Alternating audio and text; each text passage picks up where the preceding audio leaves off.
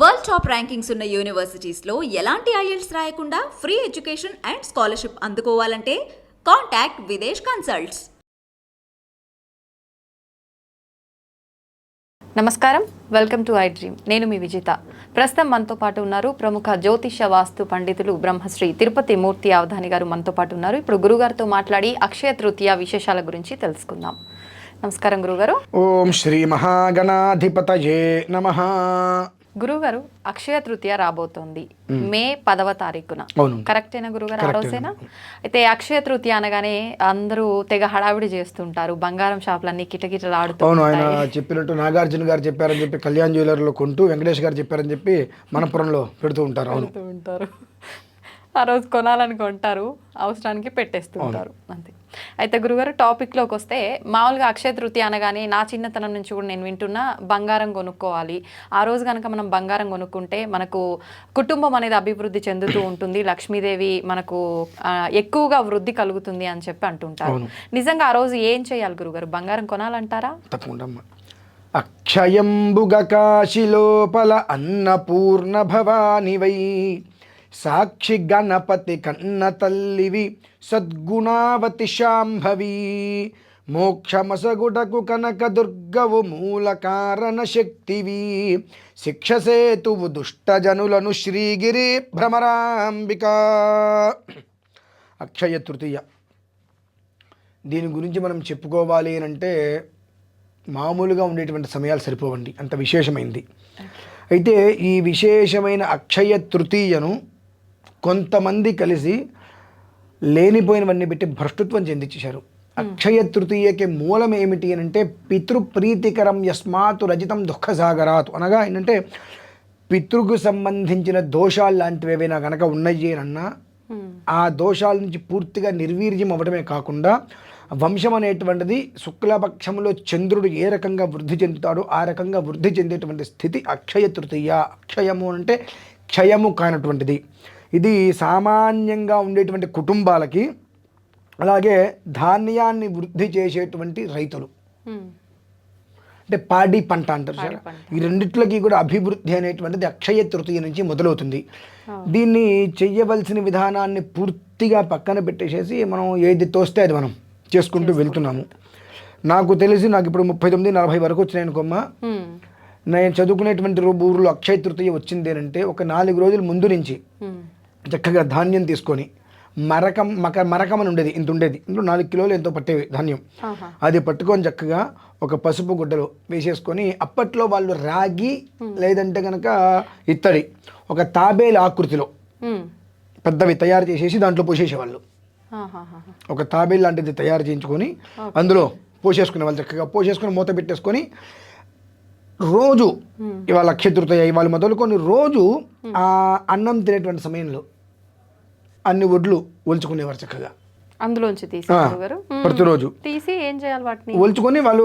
అంటే ఇవాళంటే మనం ఒకళ్ళమే ఇద్దరమే, అక్కడ పూర్వకాలంలో రోజు ఇళ్లలో 10-15 మంది భోజనం చేసేవారు. పాడి పంట అంటారు చూసారండి. అవును గురుగారు. 10-15 మంది భోజనాలు చేసేవారు ఇంట్లో.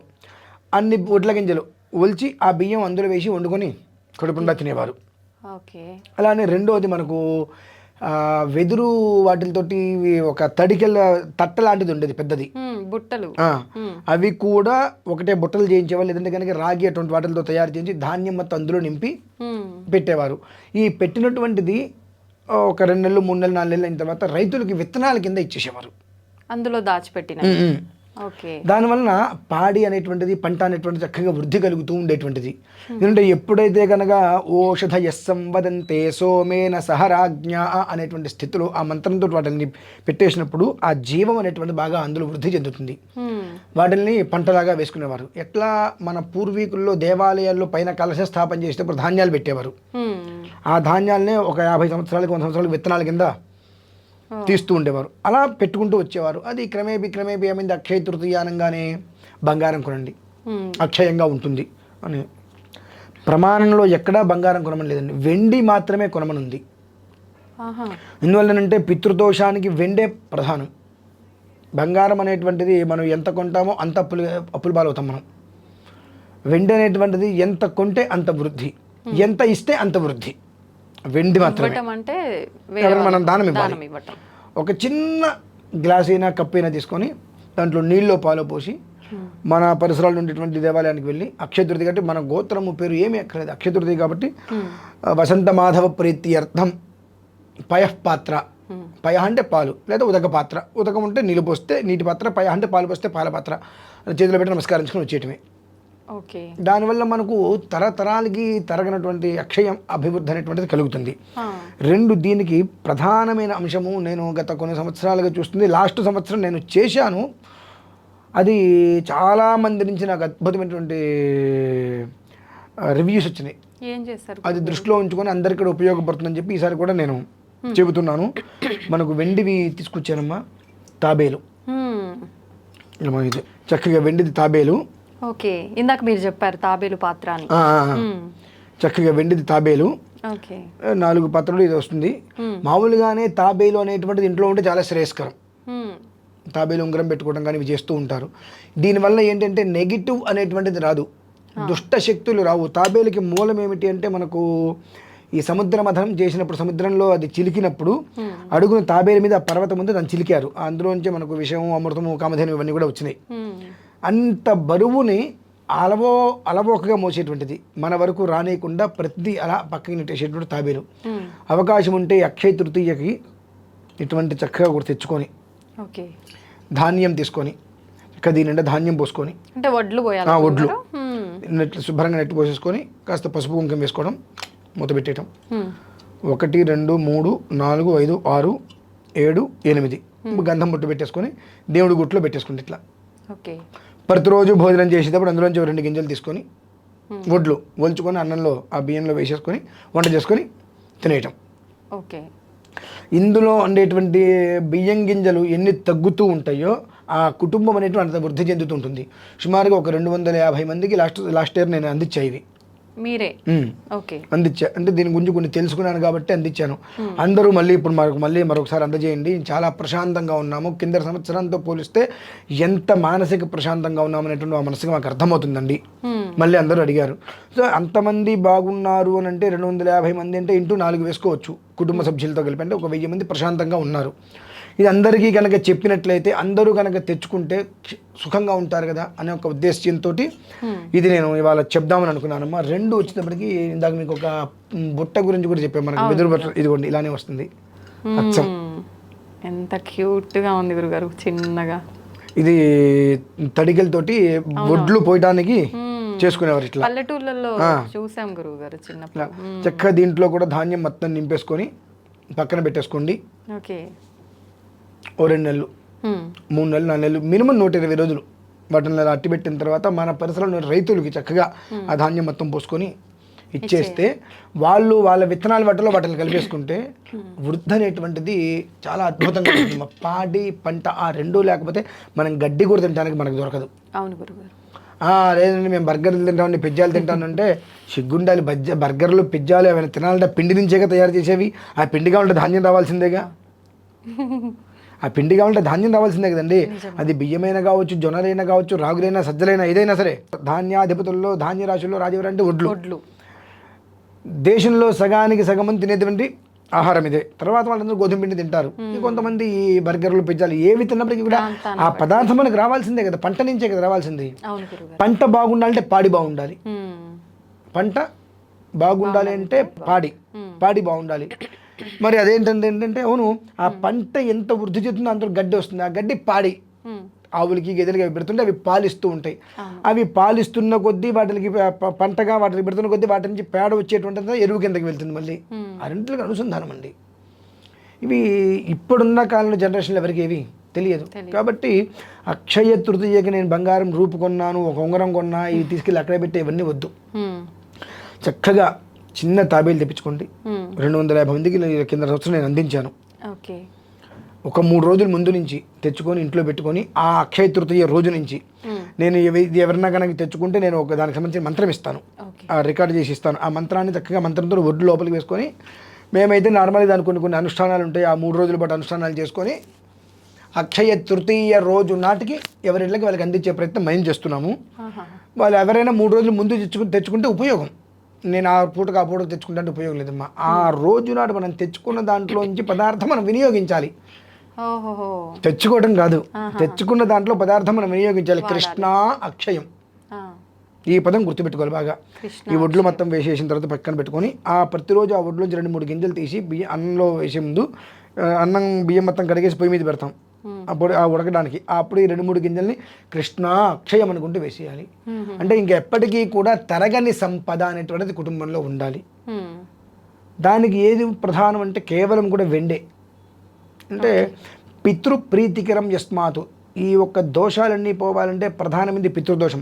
ఆ పితృదోషం హరించుకుపోవడానికి మూలమైనటువంటి రోజు అక్షయ తృతీయ. తృతీయ అంటే మనకు 3, అక్షయం అంటే క్షయము కానటువంటిది. ఈ 3 అనేటువంటిది జ్యోతిష్ శాస్త్ర ప్రమాణం మనం వెళ్తే సోదర స్థానం. అంటే మనకు బలం ఎవరు? సోదరులు, తల్లిదండ్రులు. తత్మా వాళ్ళందరూ కూడా బలం లాంటి వారు. ఆ బలం ఉన్నంత వరకే కదా మనం నిలబడేది. అందుకని దాన్ని కాపాడుకోగలిగితే జీవితం ప్రశాంతంగా ఉంటుందండి. 10 రకాల వీడియోస్ చూసి ఆ పూజ చేద్దాం, ఈ పూజ చేద్దాం, మన అభివృద్ధి కావడానికి ఏం అక్కర్లేదు. జాగ్రత్తగా ఇది చేసుకోగలిగితే మాత్రం శుభం జరుగుతుందండి. ఓకే. అయితే ఆ రోజు అంటే మీరు చెప్పినట్టుగా ఇవి వెండి పాత్రలో ధాన్యం నిల్వ ఉంచడం ఇవి ఒకటేనా గురుగారు? పూజా కార్యక్రమాలు కూడా ఏమైనా? వాటికి 3 రోజుల ముందు నుంచి ఉంటుందమ్మా. 3 రోజుల ముందు నుంచి వాటికి చేయవలసిన ప్రత్యేకమైన విధానాలు ఉంటాయి. ఆవాహన చెయ్యాలి. మధ్య కూర్మ వరాహస్తి అన్నట్టుగా అందులో రెండోది మళ్ళీ కూర్మం దశావతారాల్లో.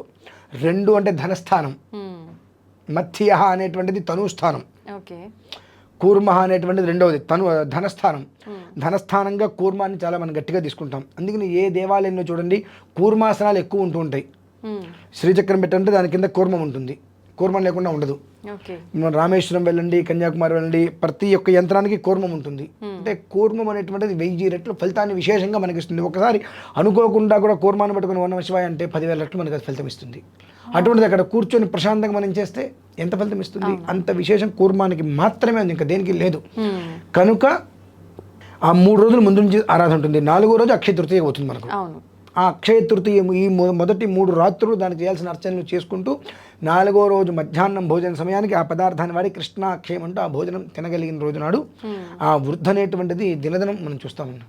మన జీవితంలో కృష్ణపక్షం అనేటువంటిది చూడు మనం ఖచ్చితంగా ఎప్పుడు ఆ జన్మాంతం శుక్లపక్షమే. అంటే కొంతమంది అడుగుతూ శుక్లపక్షం అంటే కోట్ల రూపాయలు వస్తాయని అంటే సిగ్గుండాలి ఆ మాట మాట్లాడటానికి. కోట్ల రూపాయలు వస్తాయి నేను చెప్పనమ్మా. కడుపు నిండా తిండి, కంటి నిండా నిద్ర, చేతి నిండా పని, ఈ 3 తృప్తిగా ఉంటాయి. నీకు అసంతృప్తి జీవితంగా ఉంటే దానికి ఎవరేం చేయలేరుగా. ఇవాళ నా ఇంట్లో అయ్యో బియ్యం లేదే అనేటువంటి స్థితి రాదు, నా చేతిలో రూపాయి లేదే అనేటువంటి స్థితి రాదు, ఇవాళ నాకు పని లేదే అనేటువంటి ఈ 3 లేకుండా అయ్యో నాకు నిద్ర పట్టట్లేదు, ఏదో అప్పులు ఉన్నాయనేటువంటి ఆలోచన రాదు. ఇవి లేకుండా ఉండే జీవితం తృప్తే కదా.